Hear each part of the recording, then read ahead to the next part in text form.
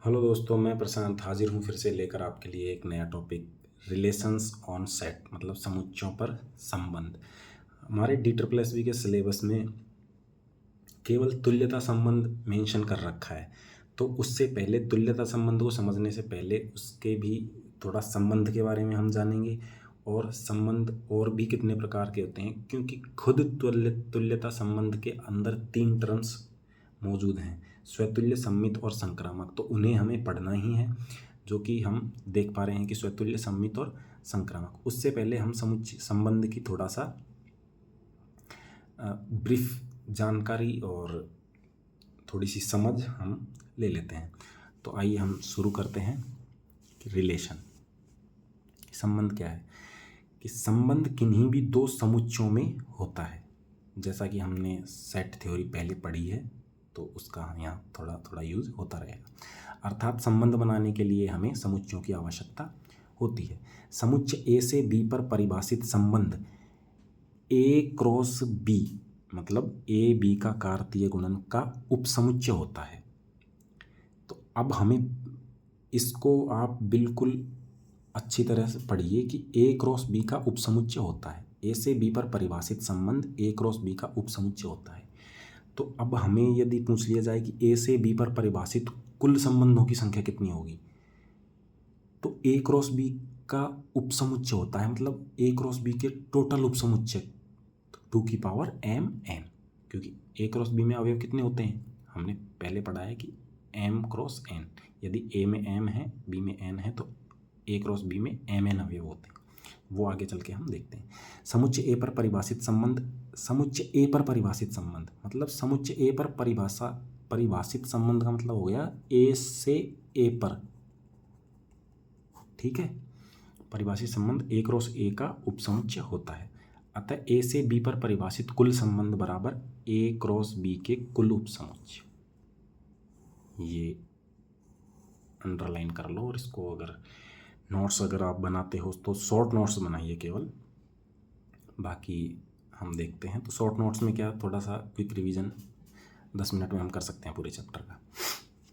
अब माना ए में अवयवों की संख्या m, बी में अवयवों की संख्या n, इसको पढ़ना होता है। मोड ए का मतलब होता है कि ए में अवयवों की संख्या m, बी में अवयवों की संख्या n, तो ए क्रॉस बी में कुल अवयव mn, जो कि कार्तीय गुणन के टाइम पे हमने पढ़ रखा है। अब ए क्रॉस बी के कुल उपसमुच्चय कितने होंगे, तो ए क्रॉस बी में कुल अवयव कितने हैं mn, तो कुल उपसमुच्चय कितने होंगे 2 की पावर mn, तो ये कुल उपसमुच्चय हो जाएंगे। अतः ए से बी पर परिभाषित कुल संबंध कितने होंगे, जितने उपसमुच्चय बनेंगे ये लीजिए 2 की पावर mn। अतः ये क्या हो गया कि ए, यदि ए बराबर m मतलब ए में अवयवों की संख्या m, बी में अवयवों की संख्या n, तब ए से बी पर परिभाषित कुल संबंध कितने होंगे, 2 की पावर mn। अब ए से बी पर परिभाषित कुल संबंध, ठीक है, ए में m है, बी में n अवयव है, तब ए से बी पर कुल संबंध कितने होंगे 2 की पावर mn। ए से ए पर या मतलब आप लैंग्वेज पे ध्यान देना कि ए से ए पर या ए पर परिभाषित कुल संबंधों की संख्या कितनी है। तो ए में n अवयव हैं, यदि ए में n अवयव हैं तब ए से ए पर परिभाषित कुल संबंधों की संख्या 2 की पावर n स्क्वायर, क्योंकि ए क्रॉस ए में कितने अवयव होंगे n स्क्वायर, उन्हें हमें 2 की पावर में ले जाना है, तो 2 की पावर n स्क्वायर। एग्जाम्पल्स हैं, ए में अवयवों की संख्या 3, बी में अवयवों की संख्या 5, तब ए से बी पर परिभाषित कुल संबंध कितने हैं। तो क्योंकि ए क्रॉस बी में कितने हो गए 15, तो ए से बी पर कितने हो जाएंगे 2 की पावर 15, बस। क्योंकि उपसमुच्चय गिनना हम सेट थ्योरी में पढ़ चुके हैं। यदि ए में क्या है ए बी सी डी 4 अवयव हैं, तो ए में परिभाषित किए जाने वाले सभी संभव संबंधों की संख्या कितनी होगी।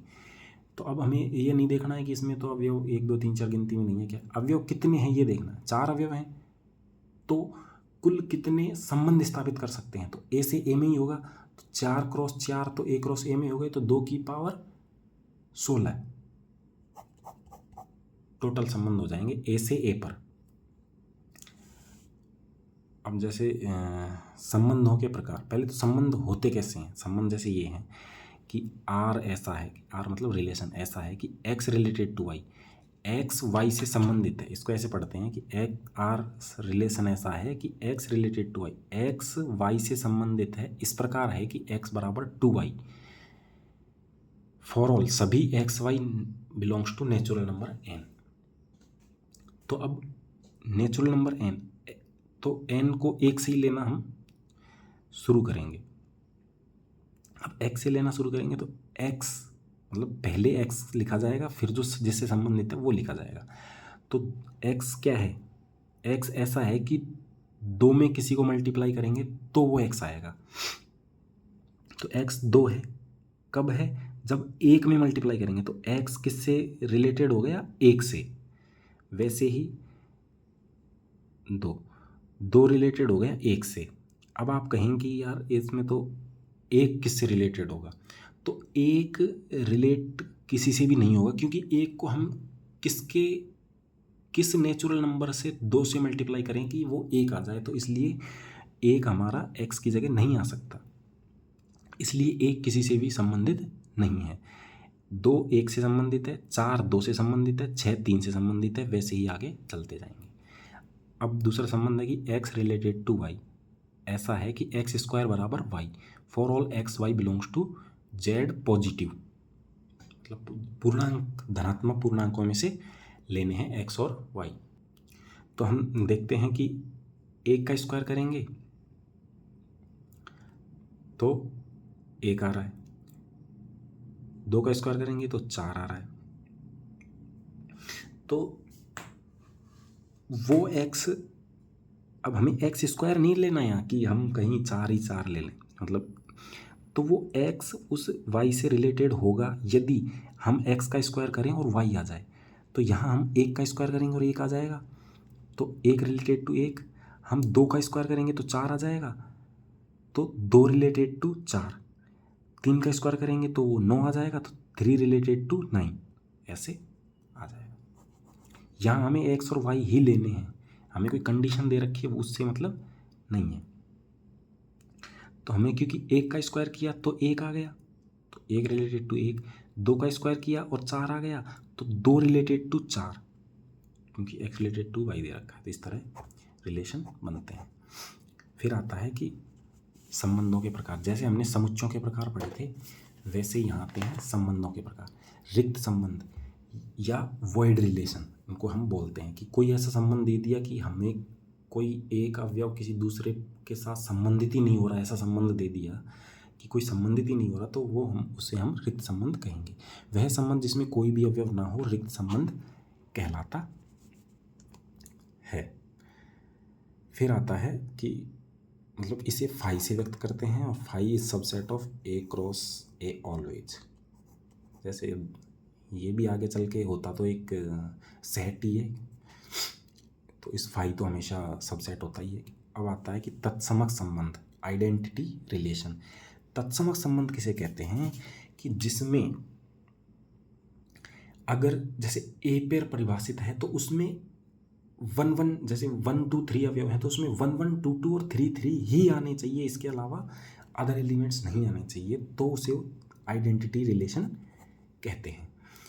तो जो कि लिख रखा है आई बराबर इस प्रकार है कि A such that A belongs to A, मतलब यदि ए कोई अवयव ए में है तो उसमें ए टाइप के ही अवयव आने चाहिए, मतलब वो अवयव स्वयं से ही संबंधित होना चाहिए। मतलब यदि फलन ए पर परिभाषित है तो उसमें सिर्फ वही अवयव आएंगे जो खुद से संबंधित हों। जो इजी भाषा में समझने की बात यहाँ लिखी हुई है। एग्जाम्पल है ए जैसे है 1 2 3, तब तत्समक संबंध किसे कहेंगे, 1 1 2 2 और 3 3 हो, इसके अलावा कोई अलग नहीं आना चाहिए। फिर इसके बाद आता है स्वतुल्य संबंध, क्योंकि अब हमें पढ़ना है तुल्यता संबंध, और तुल्यता संबंध किसे कहते हैं, स्वतुल्य संवित और संक्रामकता, ये 3 गुण जिसमें हो संबंध में वो तत्समक संबंध कहलाता है। तो इसलिए हम पहले स्वतुल्य को पढ़ते हैं। स्वतुल्य को बोलते हैं रिफ्लेक्सिव, मतलब जो स्वयं से संबंधित हो। माना ए कोई समुच्चय है तब उस पर परिभाषित एक संबंध। अब जो तत्समक संबंध है वो खुद से खुद पर ही परिभाषित होगा, तभी हम डिफाइन कर सकते हैं। इसलिए तो स्वतुल्य का कैसे स्वतुल्य होगा, एक संबंध स्वतुल्य होगा यदि for all A belongs to A, A में जितने भी अवयव हैं उनके लिए ए स्वयं से संबंधित होना चाहिए, बिलोंग्स टू आर, संबंध आर में होना चाहिए, और इसके अलावा कोई अवयव आए चाहे नहीं आए, लेकिन ए तो आना ही पूरा चाहिए। मतलब ए प्रकार के अवयव सभी ए के अवयवों के तो होने ही चाहिए, मतलब ए प्रकार के सभी होने चाहिए, इसके अलावा कोई अवयव हो या ना हो। इस कंडीशन का ध्यान रखना है कि स्वतुल्य में क्या है कि जैसे 1 2 3, अच्छा एग्जाम्पल देख लीजिए, ए बराबर 1 2 3 4 है, तब किसी भी स्वतुल्य संबंध में अगर ए पर हम कोई स्वतुल्य संबंध स्थापित करेंगे तो उसमें 1 1 2 2 3 3 4 4 ये 4 अवयव तो आने ही चाहिए। अगर इसको हम यहीं बंद कर देंगे तो ये स्वतुल्य है, लेकिन अगर इसमें कोई एक्स्ट्रा अवयव कुछ भी आ गया, मान लीजिए कि 3 4 और आ गया, 3 4 और आ गया, और यहीं इसको हमने बंद कर दिया, तो भी ये स्वतुल्य होगा, क्योंकि इसमें ये 4 तो आ गए। अब इसके अलावा कुछ भी आए तो हमें उस पर और कंडीशंस का ध्यान देंगे, लेकिन स्वतुल्य हमारा यहीं तक, स्वतुल्यता की कंडीशन यहीं तक हमारी फुलफिल हो जाएगी।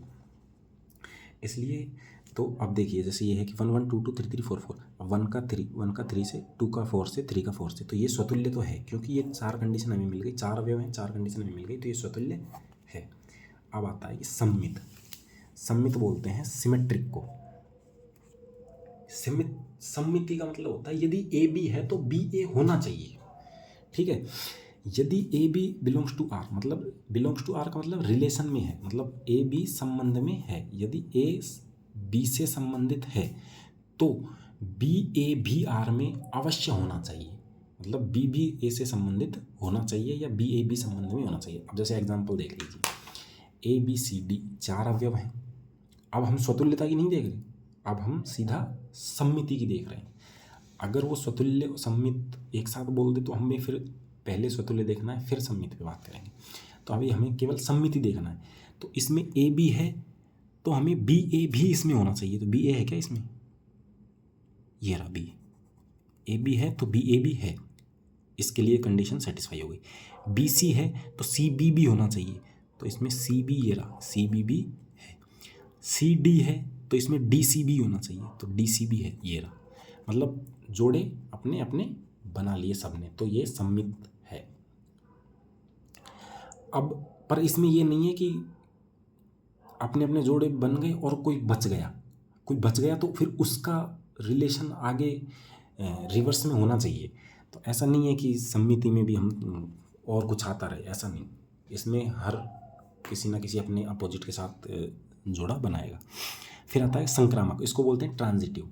ट्रांजिटिव का मतलब होता है कि संक्रामकता का, यदि ए रिलेटेड टू बी और बी रिलेटेड टू सी तो ए रिलेटेड टू सी होना चाहिए। मतलब ए बी से संबंधित है, मतलब ए बी है, बी सी है तो ए सी भी होना चाहिए, ठीक है, ए सी भी होना चाहिए। तो एग्जाम्पल जैसे ए में क्या है, 1 2 3 4 है, संबंध दिया हुआ है कि 1 2 3 4, ये जो भी संबंध दिया हुआ है। अब हमें चेक करना है कि ये संक्रामक है या नहीं है। संक्रामकता चेक करने के लिए हम क्या करेंगे कि मान लीजिए हमारा 1 है संबंधित 2 से,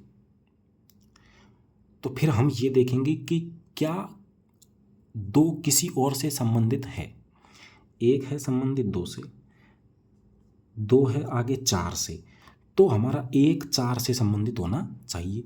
तो कि 1 4 से संबंधित है, तो ये और ये तो संक्रामकता की कंडीशन सेटिस्फाई कर रहे हैं। अब आ जाइए 3 वाला, 3 4 से संबंधित है। क्या 4 कहीं आगे से संबंधित है? हाँ, 4 1 से संबंधित है, तो अब 3 को 1 से संबंधित होना पड़ेगा। तो 3 1 से संबंधित है, आगे देखते हैं। यस, हाँ 3 1 से संबंधित है, तो ये भी संक्रामकता की कंडीशन सेटिस्फाई कर रहे हैं। अब देखिए 2 4 से है, 4 1 से है, तो 2 का 1 से होना चाहिए, है, तो ये भी सेटिस्फाई कर रहा है। अब 1 4 से है, 4 1 से है, तो 1 1 से होना चाहिए, ये रहा 1 1 से है, तो ये भी सेटिस्फाई कर रहा है। 4 1 से है, 1 2 से है, तो 4 2 से होना चाहिए, भाई हम ऐसे ही नहीं देखेंगे, आगे आगे देखते हैं, पीछे भी देखेंगे अवयव, क्योंकि आगे पीछे कहीं भी हो सकते हैं। 4 1 से संबंधित है। अब 1 1 से संबंधित है, तो 4 1 से संबंधित तो ये खुद है ही। अब 4 1 से संबंधित है, 1 4 से आगे संबंधित है, तो 4 4 से संबंधित होना चाहिए, तो ये है। लेकिन 4 1 से संबंधित है, 1 आगे चल के 2 से संबंधित है, तो 4 को 2 से संबंधित होना पड़ेगा, तभी ये संक्रामक होगा।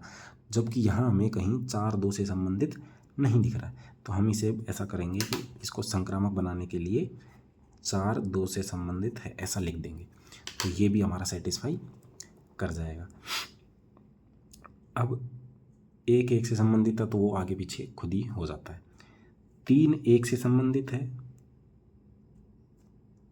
और 1 1 से संबंधित है, तो 3 1 से संबंधित हो गया। 3 1 से संबंधित है, 1 4 से संबंधित है, तो 3 का 4 से संबंधित होना है, तो ये है। 3 1 से संबंधित है और 1 आगे चल के 2 से संबंधित है, तो 3 का 2 से संबंधित होना ज़रूरी है, तो 3 2 से संबंधित है। तो इस तरह हम संक्रामकता चेक करते हैं। आपको इतना बड़ा वो कभी नहीं देगा, केवल 1 या 2 या लैंग्वेज में सवाल देगा आपसे, ताकि आप सीधा विजुअलाइज करके सीधा टिक मार सको।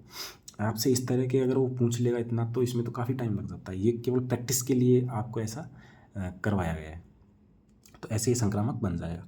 अब जैसे ABC है, हाँ इस तरह के, ये थोड़ा इजी पड़ेगा। जैसे इसको संक्रामक चेक करना है, तो आपको क्या चेक करना है कि कोई भी A B से रिलेटेड हो। जैसे A C से रिलेटेड है, C आगे B से रिलेटेड है, तो A B से रिलेटेड होना चाहिए, तो A B से रिलेटेड है, तो ये हमारा संक्रामक हो गया।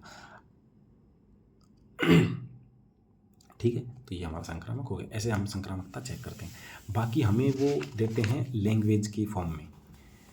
और फिर एक स्वतुल्य, सम्मित और संक्रामक, ये तीनों हो गए। एक प्रतिसम्मित और आता है। प्रतिसम्मित किसको कहते हैं? यदि A रिलेटेड टू B, मतलब A B से संबंधित हो और B A से संबंधित हो, मतलब सम्मिति हो, लेकिन अगर सम्मिति है तो A बराबर B होना चाहिए। तो इसका एक फॉर्मूला बेस क्वेश्चन आता है सीधा, तो उसको हम देखेंगे। अब जैसे एग्जांपल है कि A बराबर DU की लाइब्रेरी की सभी किताबें, मतलब एक समुच्चय दे रखा है कि दिल्ली यूनिवर्सिटी की लाइब्रेरी में जो किताबें रखी हैं उनका एक समुच्चय है। तो समुच्चय तो बना सकते हैं, क्योंकि लाइब्रेरी में अगर किताबें रखी हैं तो वो फिक्स होंगी, हर किताब का अपना अपना नाम होगा, तो उसका एक समुच्चय हम बना सकते हैं।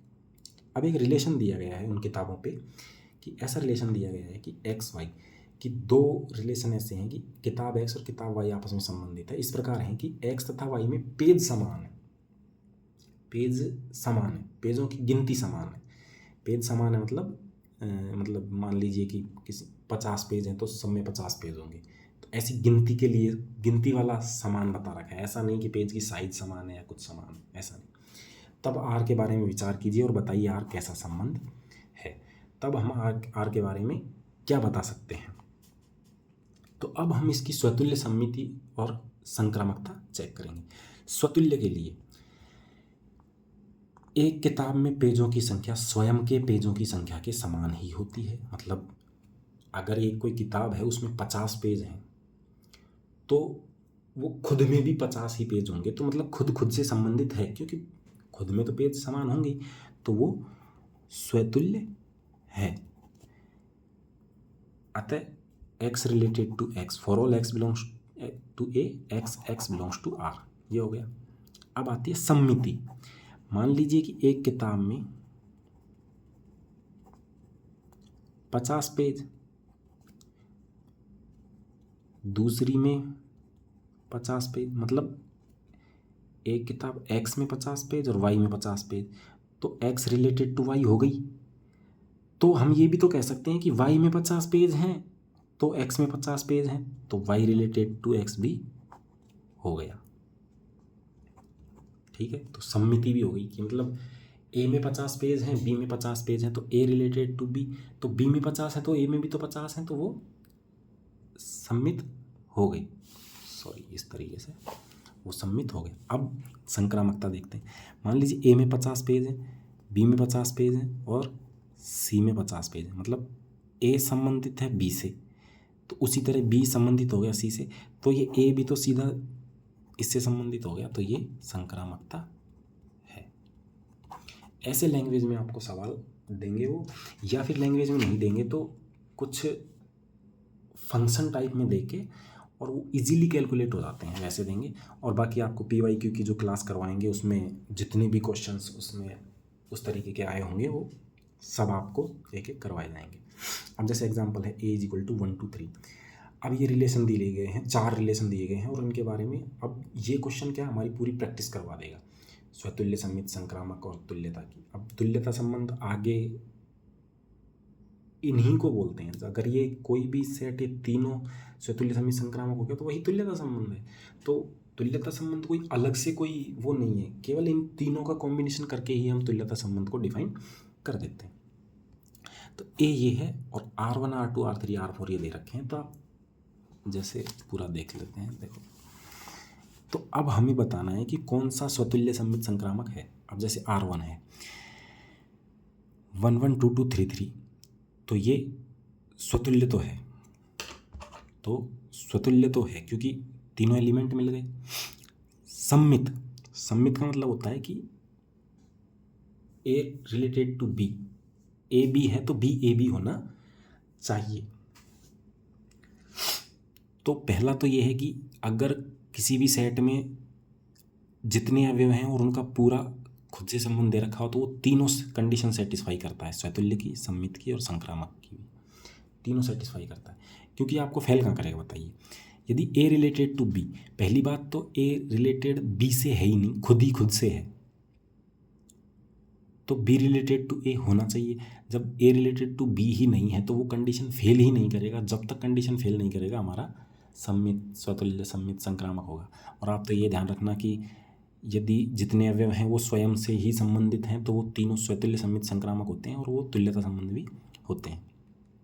अब आइए R2 में, तो स्वतुल्यता देखते हैं कि 1 1 है, 2 2 नहीं है, 3 3 नहीं है, तो ये स्वतुल्य नहीं है। सममित, सममित का मतलब होता है कि A रिलेटेड टू B तो B रिलेटेड टू A होना चाहिए। 1 1 है तो है, 1 2 से रिलेटेड है तो 2 1 से रिलेटेड होना चाहिए, तो है, तो स्वतुल्य हो गया, तो सममित हो गया। अब संक्रामक देखेंगे तो एक संक्रामकता में 1 रिलेटेड टू 1, 1 रिलेटेड टू 2, तो 1 रिलेटेड टू 2 वो है ही, तो ये तो कर रहा है। 1 रिलेटेड टू 2, 2 रिलेटेड टू 1 और 1 रिलेटेड टू 1 ये है, तो स्वतुल्य, सममित और संक्रामक भी हो गए। और R3 में देखिए, स्वतुल्य के लिए 1 1 2 2 3 3 नहीं है, तो ये स्वतुल्य नहीं है। सममित, सममित में इनमें सम्मिति चेक नहीं करेंगे, इनमें करेंगे। 1 2 से रिलेटेड है तो 2 1 से रिलेटेड होना चाहिए, लेकिन नहीं है, तो ये सम्मित भी नहीं है। संक्रामक, संक्रामकता चेक करने के लिए इनकी हम नहीं देखते हैं। 1 2 से संबंधित है, 2 आगे 3 से संबंधित है, तो 1 को 3 से संबंधित होना चाहिए, जबकि 1 3 से संबंधित नहीं है, तो ये संक्रामक नहीं है। अब R4 आता है, स्वतुल्यता के लिए 1 1 है, 2 2 है, 3 3 है, तो स्वतुल्य तो ये है। सम्मिति के लिए इन पे चेक नहीं करेंगे, 1 2 तो 2 1 होना चाहिए, 1 2 है तो 2 1 भी है, 2 3 है तो 3 2 होना चाहिए, है, तो सम्मित तो है। संक्रामकता चेक करने के लिए इन पे नहीं करेंगे, जो सेल्फ रिलेटेड होते हैं, मतलब जो खुद से रिलेटेड होते हैं उन पे ना करके हम जो अलग हैं, डिफरेंट, उन पे करते हैं। कि 1 2 से संबंधित है, आगे 2 3 से संबंधित है, तो ये 1 को 3 से संबंधित होना चाहिए, जबकि 1 3 से संबंधित नहीं है, तो ये संक्रामक भी नहीं है। अभी हमने यहाँ प्रतिसम्मित की वो छोड़ दी है, तो इसमें देखिए प्रतिसम्मित किसको बोलते हैं, यदि A रिलेटेड टू B और B रिलेटेड टू A, तो A बराबर B होना चाहिए। तो जैसे ये है कि 1 1 2 2 3 3, तो ये तो ये तो सभी सेटिस्फाई करता है, तो प्रतिसम्मित है। लेकिन जब इसमें देखेंगे 1 रिलेटेड है 2 से, 2 रिलेटेड है 1 से, परंतु हम ये नहीं कहेंगे कि 1 बराबर 2 के है, तो ये प्रतिसम्मित नहीं है। वैसे ही इसमें है कि 2 3 से रिलेटेड है, 3 2 से रिलेटेड है, लेकिन 2 बराबर 3 नहीं है तो प्रतिसम्मित नहीं है। वैसे ही इसमें, क्योंकि 1 2 से रिलेटेड है, 2 1 से रिलेटेड है, तो ये ज़रूरी नहीं कि 1 और 2 बराबर हैं तो प्रतिसम्मित नहीं है। अब आगे चलते हैं। आगे हमारा आता है जो मेन टॉपिक जो सिलेबस में मेंशन है, तुल्यता संबंध। जबकि इसको करने के लिए हमें जो पहले वाली थ्योरी है स्वतुल्य, सम्मित और संक्रामक की पूरी अच्छी तरह आनी चाहिए, तभी हम किसी को भी बता सकते हैं।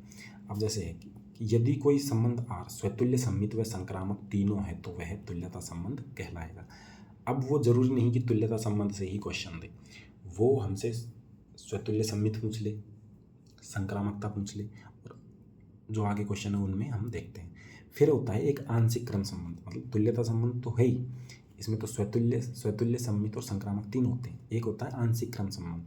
यदि कोई संबंध स्वतुल्य है, सम्मित की जगह प्रतिसम्मित है और संक्रामक है तो वह आंशिक क्रम संबंध कहलाता है। अब आ जाइए क्वेश्चंस पे।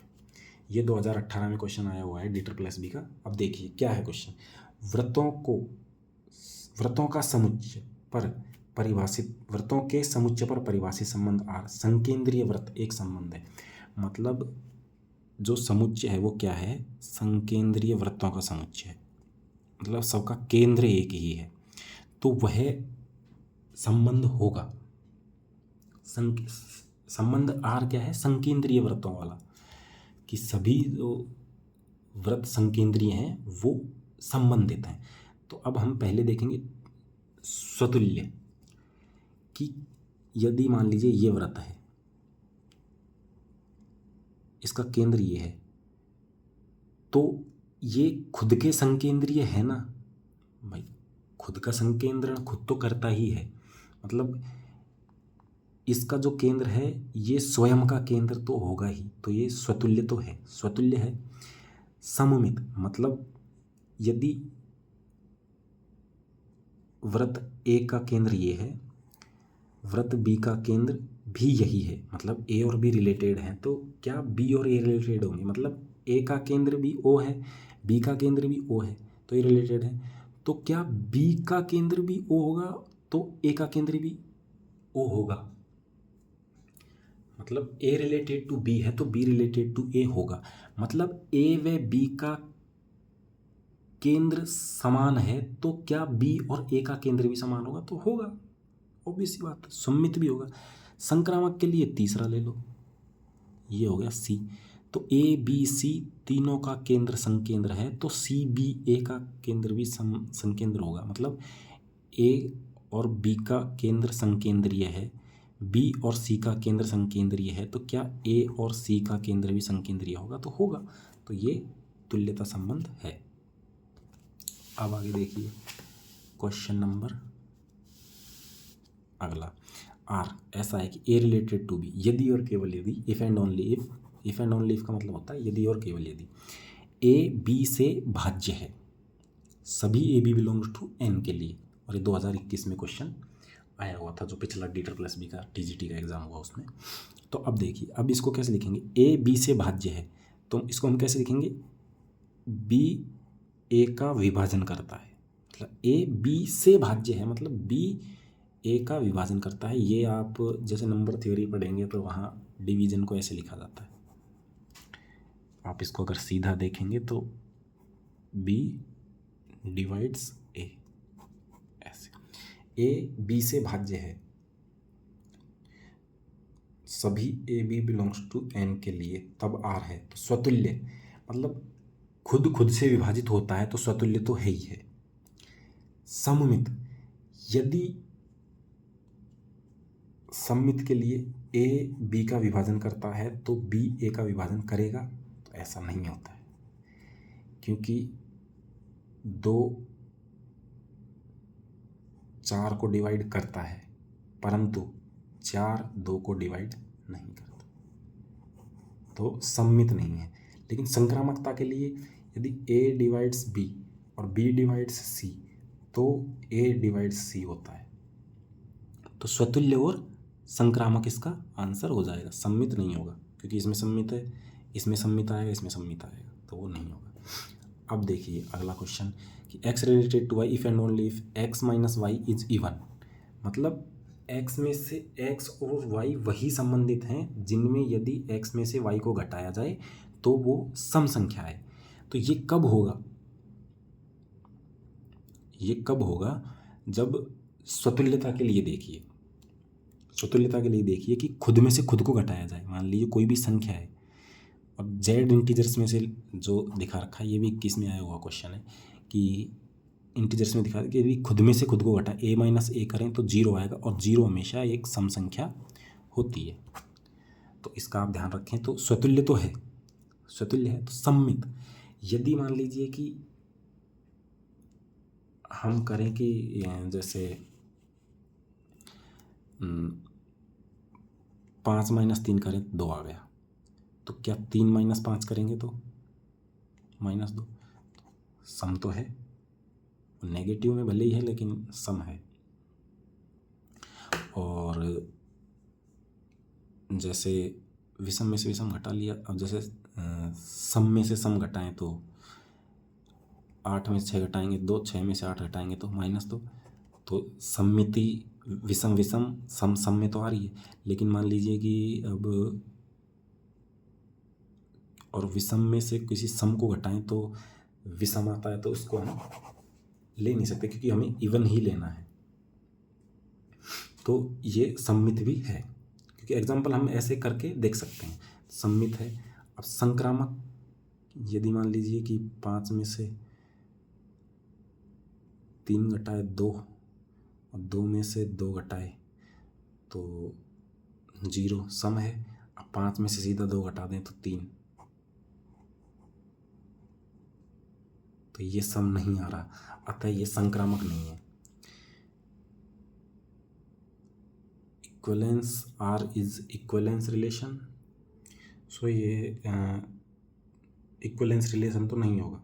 ट्रांजिटिव है नहीं, इक्वलेंस है नहीं, रिफ्लेक्सिव आ रहा है और ये सिमेट्रिक भी आ रहा है। क्योंकि सिमेट्रिक इसलिए आ रहा है कि जैसे कोई एग्जांपल लेते हैं अपन, 5 माइनस 3 बराबर 2 और 3 माइनस 5 बराबर -2।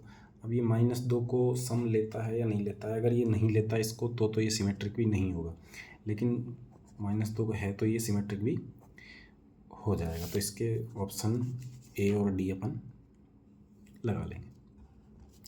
अब आइए अगले examples. a is equal to 1 2 3 4 और रिलेशन दे रखा है 1 1 2 2 3 3 4 4। तो स्वतुल्य तो ये है क्योंकि चारों ये आ गए। फिर सम्मिति के लिए इनको चेक नहीं करेंगे, 1 2 2 1 है, ये तो सम्मिति कर रहे हैं। 4 3 3 4 है, तो ये सम्मिति कर रहे हैं। अब आता है कि तुल्यता संबंध के लिए स्वतुल्य सम्मित और संक्रामकता आता है। संक्रामकता के लिए जब 1 2 से रिलेटेड है, 2 1 से रिलेटेड है, तो 1 1 से रिलेटेड होना चाहिए ताकि है। 4 3 से रिलेटेड है, 3 4 से रिलेटेड है, तो 4 4 से होना चाहिए जो कि है। तो मतलब ये इक्वलेंस रिलेशन हो गया, तुल्यता संबंध हो गया।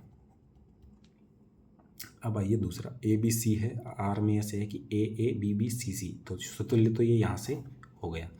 इसके बाद में सी ए है, सम्मिति के लिए सी ए है तो ए सी होना चाहिए, सम्मिति के लिए तो है। बी सी है तो सी बी होना चाहिए, तो सी बी यहाँ नहीं है, तो ये सम्मित नहीं है। अब देखते हैं हम संक्रामकता के लिए। सी ए है, ए सी है, तो सी सी से होना चाहिए, तो है।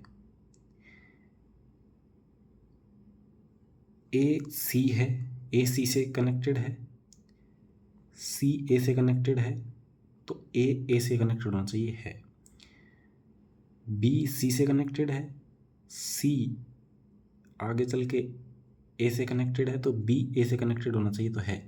तो ये संक्रामक हो गया, मतलब सम्मित नहीं है, बाकी ये स्वतुल्य और संक्रामक है। इस तरह स्वतुल्य संक्रामकता की डेफिनेशन से क्वेश्चंस आते हैं। अब होते हैं कि गणना से क्वेश्चन आ जाते हैं कि बताइए कितने होंगे ऐसे संबंध। या तो देखिए कि मान लीजिए ए में अवयवों की संख्या n है, तब ए पर परिभाषित भिन्न संबंधों की संख्या, मतलब डिफरेंट कंडीशंस देके आपसे वो पूछ लेगा कि बताइए इन संबंधों की संख्या कितनी होगी।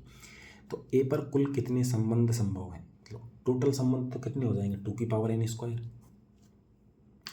अब वो पूछ ले कि ए पर कुल कितने स्वतुल्य संबंधित हैं।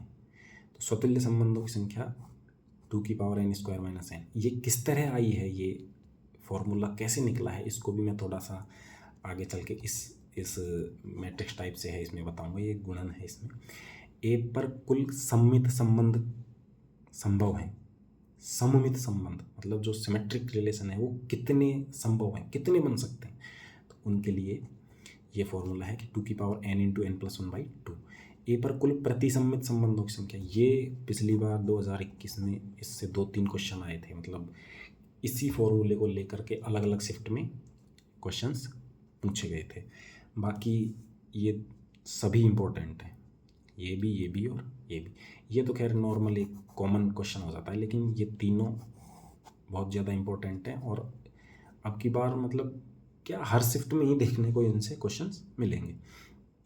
फिर आता है ए, तो इसका कुल प्रतिसम्मित कितने हैं, 2n। इसको याद रखने का ये 2n गुणा 3n × n-1/2 सीधा।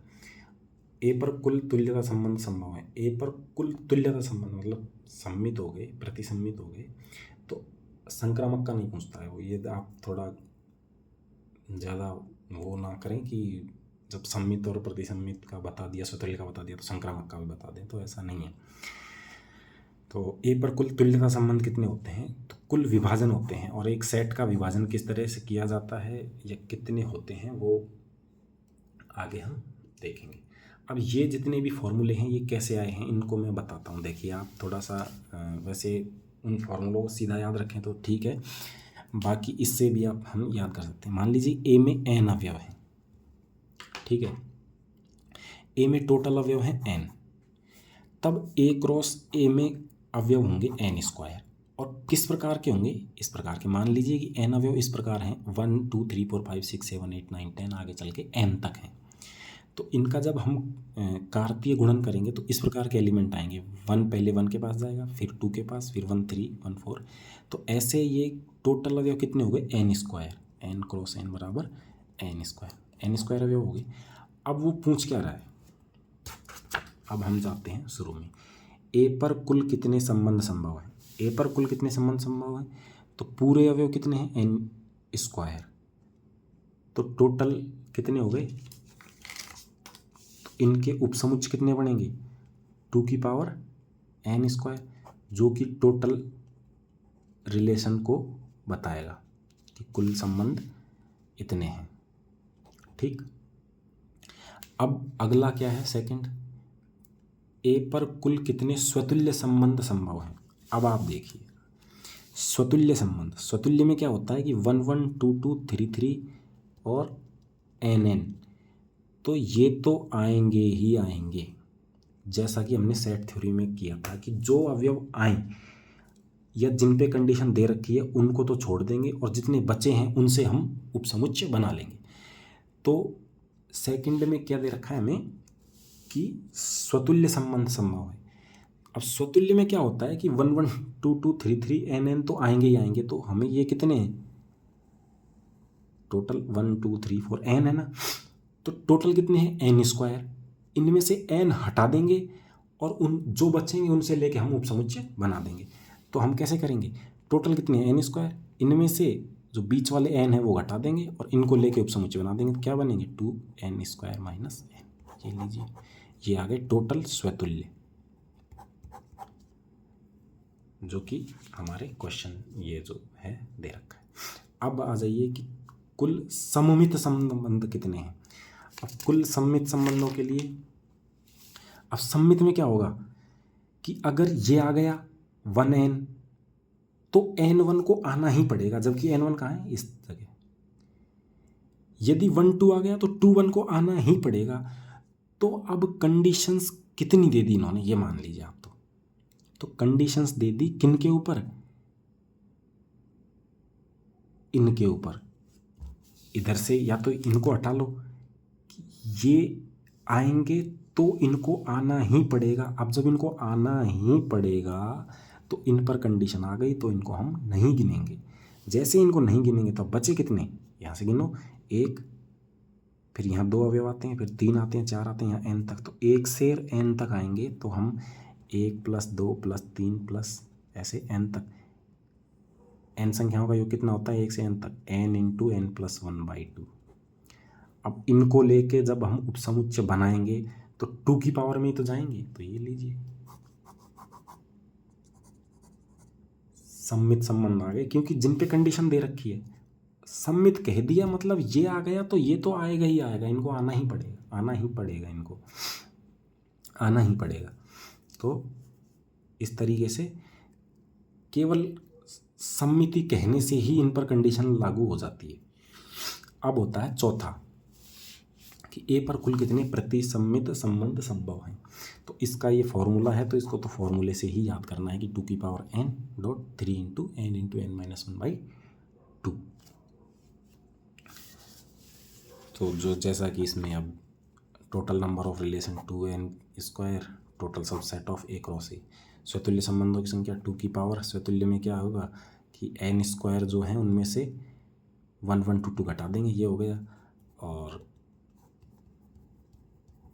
सम्मित कुल, सम्मित में क्या होगा 2, ये घट जाएंगे और यहाँ से यहाँ तक जुड़ेंगे तो n इंटू n प्लस 1/2। अब वही वो प्रतिसम्मित और तुल्यता संबंध का हम आगे अभी बताते हैं। तो उससे पहले समुच्चय का विभाजन पढ़ेंगे कि पार्टीशन ऑफ अ सेट, कि समुच्चय का विभाजन कैसे होता है।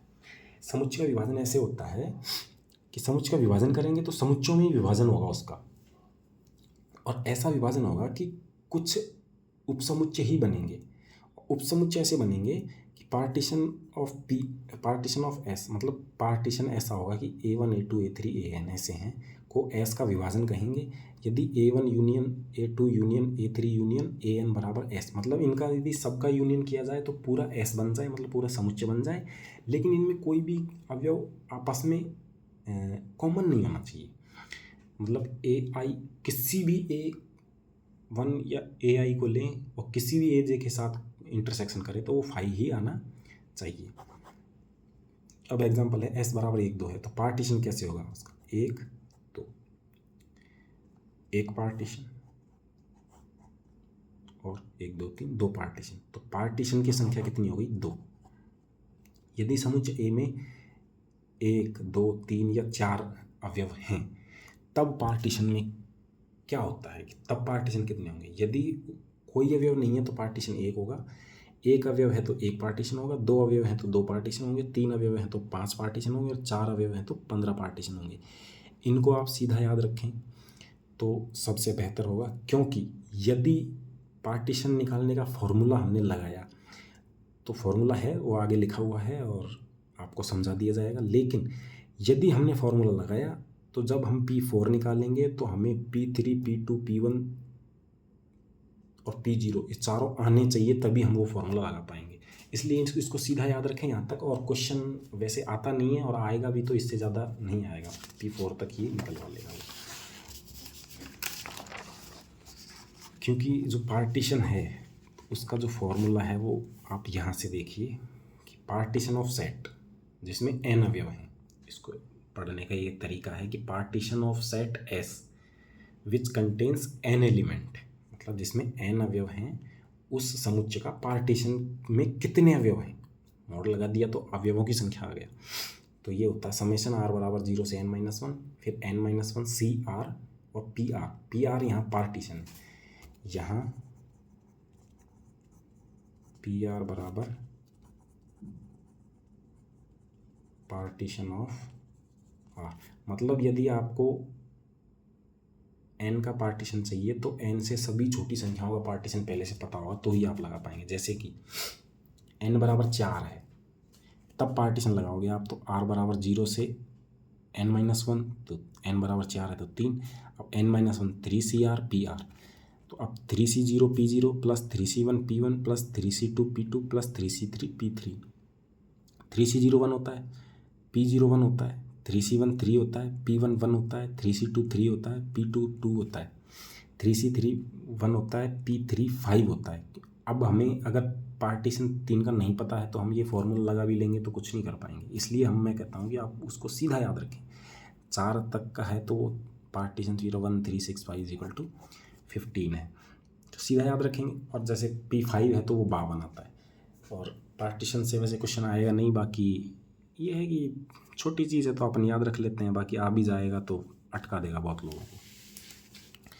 इसलिए यदि ए में अवयवों की संख्या 4 तो ए के कुल तुल्यता संबंध कितने होंगे। ठीक है, वो आपको एक सेट दे देगा, उसमें दिखा देगा कि ABCD ये है, या वो सेट दे देगा कि उसमें दिखा देगा 1 2 3 4। तो आप सेट देख के, सेट के अवयव देख के या एलिमेंट्स को देख के ये अनुमान नहीं लगा पाएंगे कि कितने तुल्यता संबंध बन सकते हैं। आप ये देखिए कि इसमें अवयव कितने हैं। जैसे 4 अवयव हैं तो 4 का पार्टीशन क्या होता है। 4 का जो सेट है उसके सेट का, जिसमें 4 अवयव हैं, उसका पार्टीशन में 15 एलिमेंट आते हैं। तो वही उतने ही उसमें तुल्यता संबंध होते हैं। अब जो कि एक तुल्यता संबंध का मूलभूत प्रमेय कहलाता है कि किसी समुच्चय S पर परिभाषित तुल्यता संबंध S का विभाजन देता है। ठीक है, यदि किसी समुच्चय S पर कोई तुल्यता संबंध परिभाषित है तो वो S का विभाजन देता है। मतलब यदि S के जितने विभाजन होंगे उतने ही उस पर तुल्यता संबंध होंगे, या S पर जितने तुल्यता संबंध होंगे उतने ही S के विभाजन होंगे। आपको इस तरीके से इसको समझना है। अब प्रॉपर्टीज आती हैं कुछ जो नॉर्मल प्रॉपर्टीज हैं, बस थोड़ा सा ध्यान देने वाली बात है इसमें कि यदि A में n अवयव हैं, ठीक है, और A पर R व S दो संबंध हैं, A पर R व S दो संबंध हैं और इस प्रकार हैं कि यदि R व S दोनों स्वतुल्य हैं, ठीक है, यदि R व S दोनों स्वतुल्य हैं तो R इंटरसेक्शन S व R यूनियन S भी स्वतुल्य संबंध होंगे दोनों।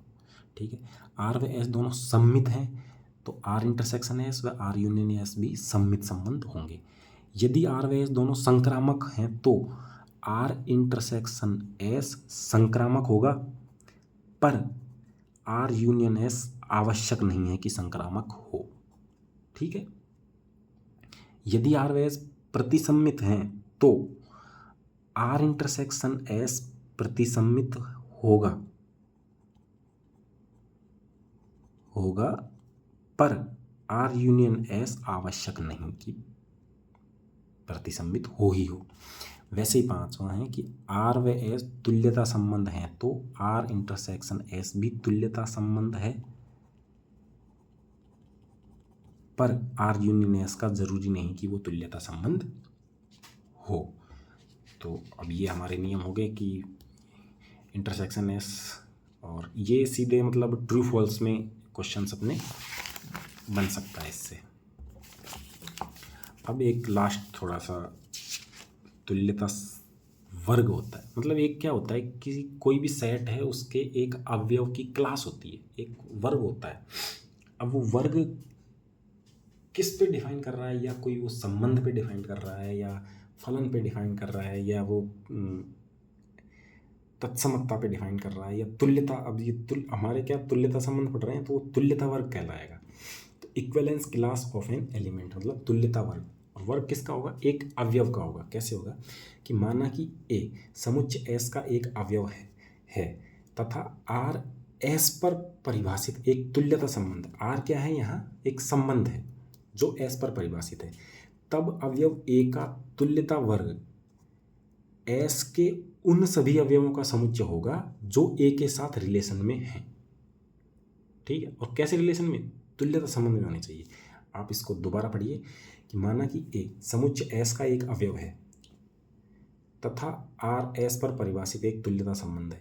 मतलब कि कोई संबंध R S पर परिभाषित है और A समुच्चय S का कोई अवयव है, तब अवयव A का तुल्यता वर्ग क्या होगा, S के उन सभी अवयवों का समुच्चय होगा जो A के साथ रिलेशन में है। मतलब A से जो रिलेटेड हैं वो सभी अवयवों का समुच्चय इसकी क्लास कहलाएगा। इसको क्लास ऑफ A या इस तरीके से या इस तरीके से दर्शाते हैं। क्लास ऑफ A मतलब x belongs to S, S के उन अवयव होंगे such that x related to A where R is a equivalence relation on S पर।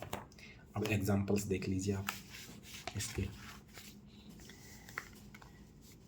ए रिलेटेड टू बी, यदि और केवल यदि, if and only if a plus b is even, a plus b is even, तब देखते हैं कि for all a b belongs to Z, तब ए की क्लास देखिए आप। अब ए में अवयव लेंगे, उनकी क्लास देखते हैं।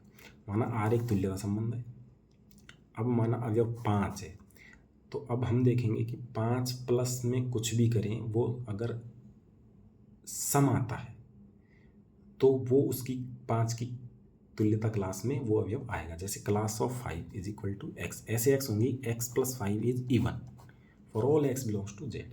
अब एक्स प्लस 5 इज इवन, अब 5 में क्या जोड़े कि सम संख्या आ जाए, 5 में क्या जोड़ा जाए कि सम संख्या आ जाए। तो इसमें हम अगर 5 में हम सम जोड़ते हैं, मान लीजिए 2 जोड़े, तो विषम आएगा। तो इसलिए हम 5 में केवल विषम संख्या ही जोड़ सकते हैं ताकि हमें सम संख्याएं मिल सकें। तो इसलिए क्लास ऑफ 5 में विषम संख्याएं होंगी और माइनस, क्योंकि जेड एक्स जेड से जा रहा है, तो इसलिए यहाँ से जेड के लिए अभी यहाँ अगर यहाँ एन होता तो हम 1 से इधर ही लेते, तो इसलिए ये सभी आएंगे। अब ये आएंगे तो इनको एक सेट में, सेट बिल्डर फॉर्म में कैसे लिखेंगे, ये तो हो गया रोस्टर रूप। हालांकि आंसर हमारा यहीं आ गया, लेकिन मान लीजिए कि वो इस सेट को उसमें लिखवाए कि लैंग्वेज रूप में या रोस्ट वो सेट बिल्डर फॉर्म में, तो ऐसे हम करेंगे। एक्स ऐसा है कि एक्स बराबर 2n+1 for all n belongs to Z. अब मान लीजिए कि now let a is equal to 0, कि माना अवयव 0 है, तो अब 0 का तुल्यता संबंध, तुल्यता क्लास निकालनी है, तो 0 में क्या जोड़ा जाए, रिलेशन तो ये है कि ए प्लस बी इज इवन, तो अब रिलेशन तो वो है कि एक्स प्लस 0 इज इवन होना चाहिए। अब इवन होना चाहिए तो 0 में क्या जोड़ेगी, इवन आए, तो उसमें इवन संख्या ही जोड़ेंगे तो ही इवन आएगी। तो इवन को कैसे लिखते हैं, 2n, तो class of 0 is equal to x is equal to, x ऐसा है कि x is equal to 2n for all n belongs to Z. तो ये हो गई इसकी तुल्यता क्लास। अब प्रॉपर्टीज होती हैं, प्रॉपर्टीज़ क्या होती हैं कि तुल्यता क्लास की, यदि किसी एक अवयव की तुल्यता क्लास हम बता रहे हैं, मतलब फॉर ऑल सभी ए बिलोंग्स टू एस के लिए जो खुद अवयव है वो खुद की तुल्यता क्लास में तो आएगा ही आएगा। इसका मतलब ये है कि मतलब स्वतुल्यता होती है, जो तुल्यता जो वर्ग होता है, तो वो उसमें यदि एक कोई अवयव है और उसकी हम तुल्यता वर्ग निकाल रहे हैं तो वो खुद तो उस वर्ग में आएगा ही आएगा। इसके अलावा यदि ए और बी एस में है और ए बी की तुल्यता वर्ग में आ रहा है, तो यह जरूरी है कि जो बी है वो ए की तुल्यता क्लास में आएगा ही आएगा। मतलब A belongs to class of B, then B also belongs to class of A, तो ये सम्मिति हो गई, ए बी में बिलोंग करेगा तो बी ए में बिलोंग कर रहा है। फिर यदि ए बी सी की क्लास में आ रहे हैं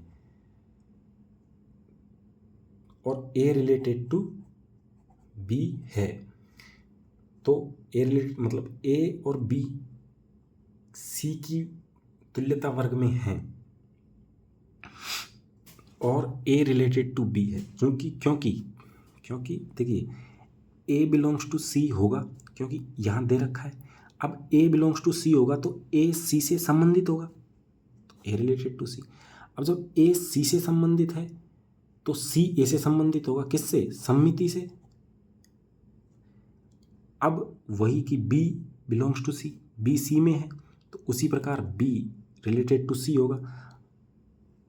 इसको समीकरण 1 नाम दे दिया, इसको समीकरण 2 नाम दे दिया। जैसे ही इसका 2 नाम दिया बाय 1 and 2 कि बी रिलेटेड टू सी, यहाँ से देखिए बी रिलेटेड टू सी और सी रिलेटेड टू ए, तो ए रिलेटेड टू बी मतलब बी रिलेटेड टू ए हो जाएगा। तो ये संक्रामकता की भी कंडीशन फॉलो कर रही है ड्यू टू संक्रामकता, क्योंकि जो संबंध दिया गया है वो तुल्यता संबंध दिया गया है, तो ये स्वतुल्य, सम्मिति और संक्रामकता को भी सेटिस्फाई करते हैं। इसलिए यदि पहली बात तो जो खुद अवयव है वो खुद की क्लास में आएगा ही आएगा, यदि ए बी की क्लास में आ रहा है तो बी ए की क्लास में आएगा ही आएगा, और यदि ए और बी सी की क्लास में हैं तो ए और बी आपस में रिलेटेड होंगे ड्यू टू संक्रामकता, मतलब संक्रामकता का जो नियम है उसको फॉलो करेंगे तो हमें ये पता चलेगा कि अगर ये दो इसकी क्लास में सी की क्लास में हैं तो ये आपस में संबंधित होना इनका ज़रूरी है। तो और आगे ये छोटा सा, तो दो तुल्यता वर्ग या तो समान होते हैं या बिल्कुल भिन्न होते हैं, ये एक स्टेटमेंट के तौर पे ट्रू फॉल्स में आपसे पूछ सकता है, क्योंकि ए अगर बी की क्लास में है तो हमें पता है कि बी ए की क्लास में होता है, तो इसलिए ए की क्लास और बी की क्लास बराबर ही होंगी। तो इसलिए कहते हैं कि दो तुल्यता वर्ग या तो समान होंगे या बिल्कुल ही भिन्न होंगे, फिर उनमें एलिमेंट मैच नहीं करेंगे, क्योंकि एलिमेंट मैच कर गया तो वो आपस में जो वर्ग बनाएंगे वो एकदम इक्वल बनेगा। इसलिए अब ये हमारा रिलेशन का टॉपिक ख़त्म हो गया। आगे हम फंक्शन का टॉपिक लाएंगे, तो आप बने रहिए, देखते रहिए।